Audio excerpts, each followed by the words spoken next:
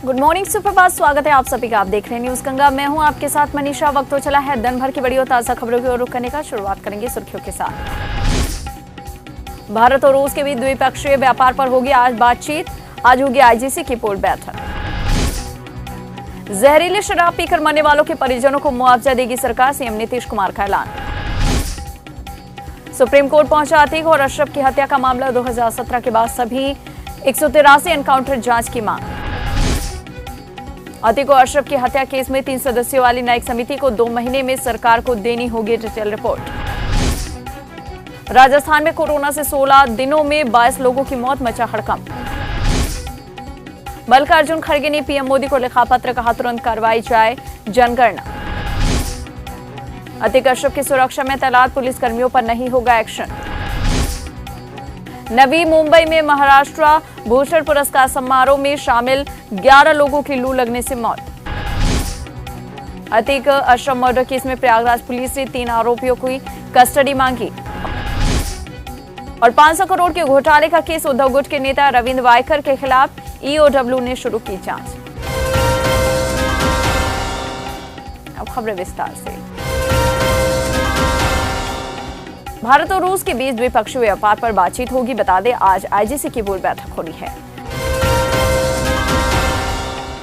Gangster से राजनेता बने अतीक अहमद और उसके भाई अशरफ के प्रयागराज में हत्या का मामला सुप्रीम कोर्ट पहुंच गया है। याचिका में शीर्ष कोर्ट के पूर्व जज की निगरानी में जांच की मांग की गई है।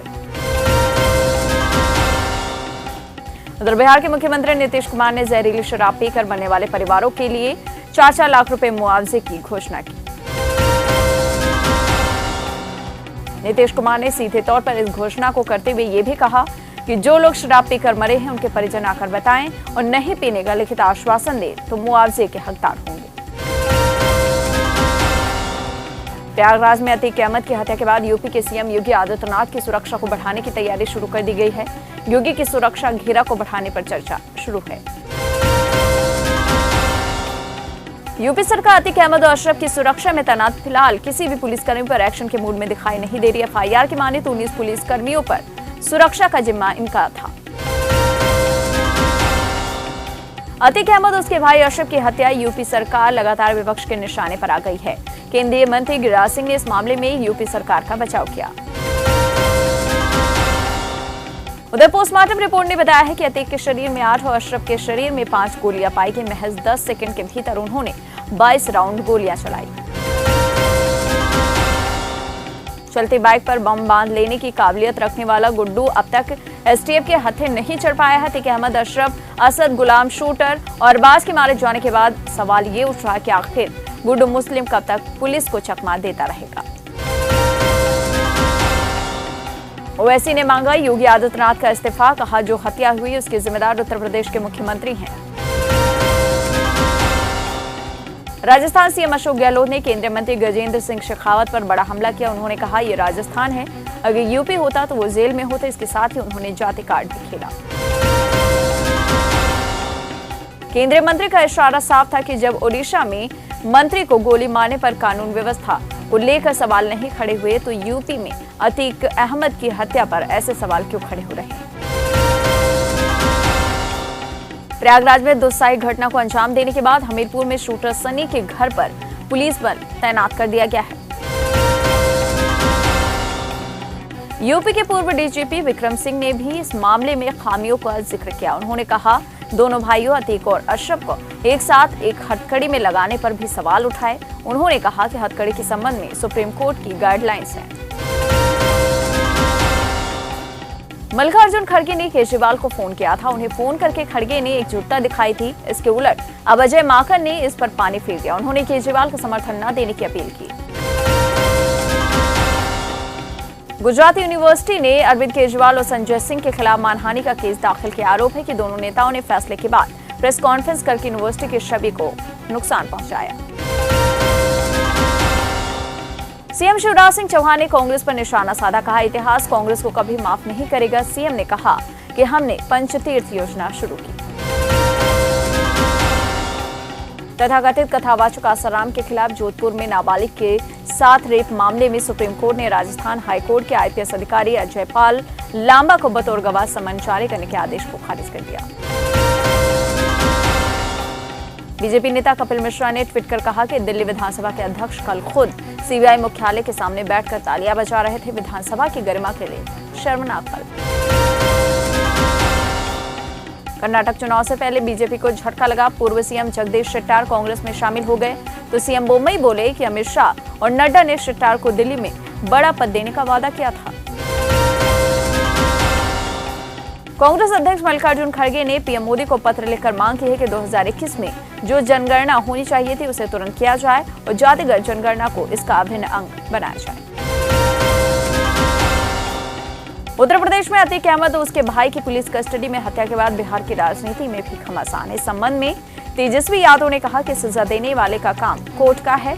उन्होंने अतीक जैसे अपराधियों से कोई सहानुभूति न होने की बात भी स्पष्ट कर डाली।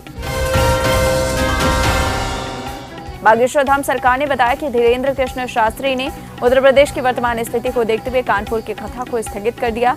नई तारीखों का ऐलान जल्द किया जाएगा।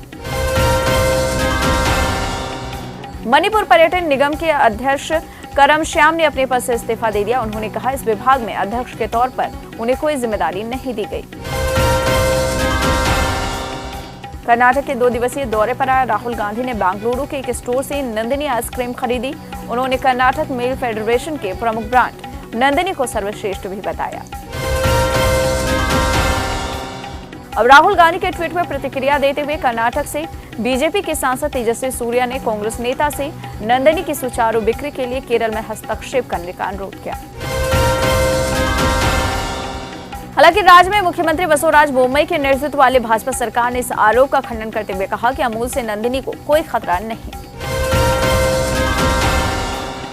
भारत में 13,000 करोड़ रुपए की धोखाधड़ी के मामले में वांछित हीरा व्यापारी मेहुल चौकसी को वेस्टइंडीज में एंटीगुआ और बारबूडा द्वीप पर रहने की इजाजत मिल गई है। 19 और 20 अप्रैल को अमित शाह के बाद अब राजस्थान में भाजपा के राष्ट्रीय अध्यक्ष जेपी नड्डा का दौरा होगा। बता दें कार्यकर्ताओं में काफी उत्साह। वाईएस विवेकानंद रेड्डी की हत्या के सिलसिले में रविवार तड़के वाईएस भास्कर रेड्डी की गिरफ्तारी के बाद वाईएस अविनाश रेड्डी ने कहा कि वो अपने पिता की बेगुनाही साबित करने के लिए किसी भी हद तक लड़ेंगे।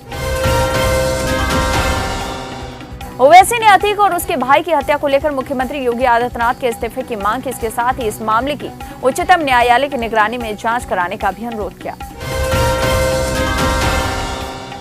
राज्यसभा सदस्य कपिल सिब्बल ने ट्वीट किया कि उत्तर प्रदेश में 2 हत्याएं, एक अतीक अहमद और उसके भाई अशरफ की, दूसरे कानून के शासन की।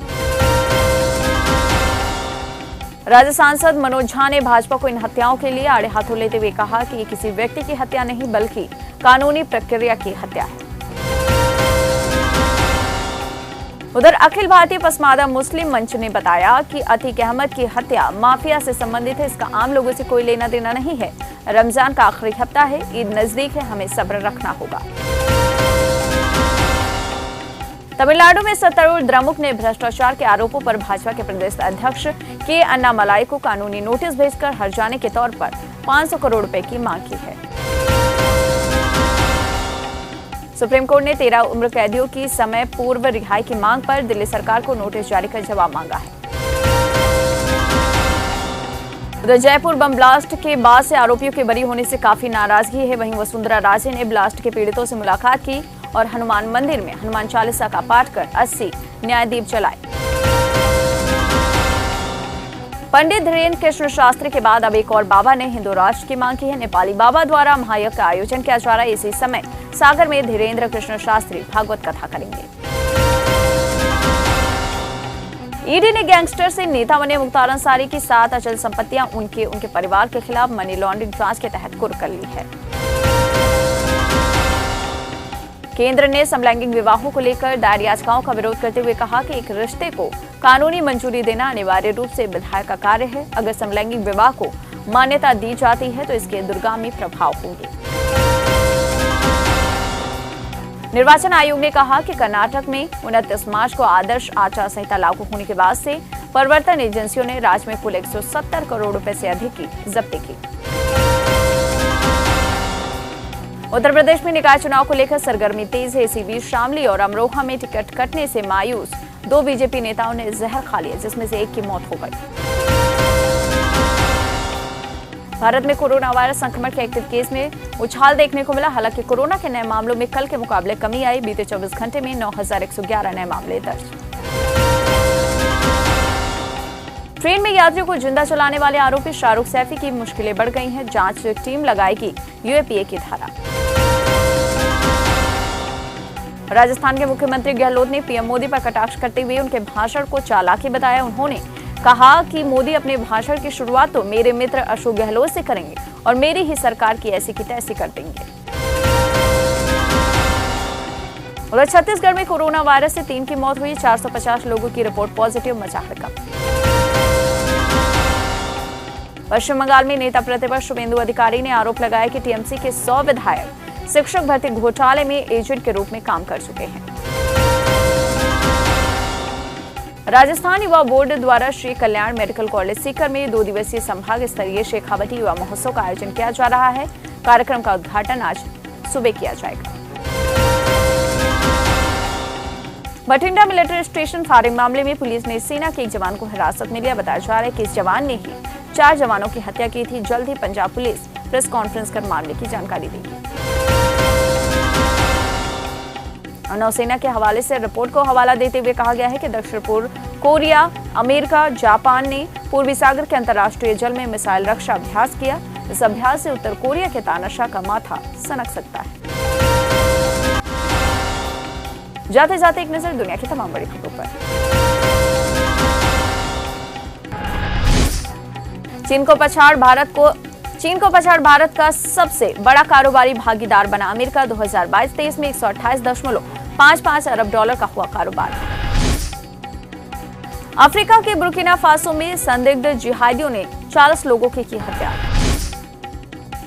रूस के राष्ट्रपति पुतिन ने मॉस्को में चीन के रक्षा मंत्री ली शांगफू से की मुलाकात। भारत ने ही टीटीपी आतंकी, अब पाकिस्तान के लिए सबसे बड़ा खतरा, पाकिस्तानी सेना का कबूलनामा। और पाकिस्तान में 14 मई को नहीं होंगे चुनाव, शहबाज के मंत्री का दावा। इमरान पर भी बोला हमला, बताया फितना। फिलहाल के लिए इस बुलेटिन में इन खबरों में इतना ही। कैसे लगी हमारी जानकारी, ये खबरें आप कमेंट बॉक्स में टाइप कर सकते हैं। चैनल न्यूज गंगा को सब्सक्राइब नहीं किया है, सब्सक्राइब कर लीजिए। खबर देख रहे हैं फेसबुक पर तो लाइक कर दीजिए, फॉलो कर लीजिए हमारा फेसबुक पेज। अगले दिन फिर मिलेंगे, तब तक के लिए दीजिए इजाजत। जय हिंद, जय भारत।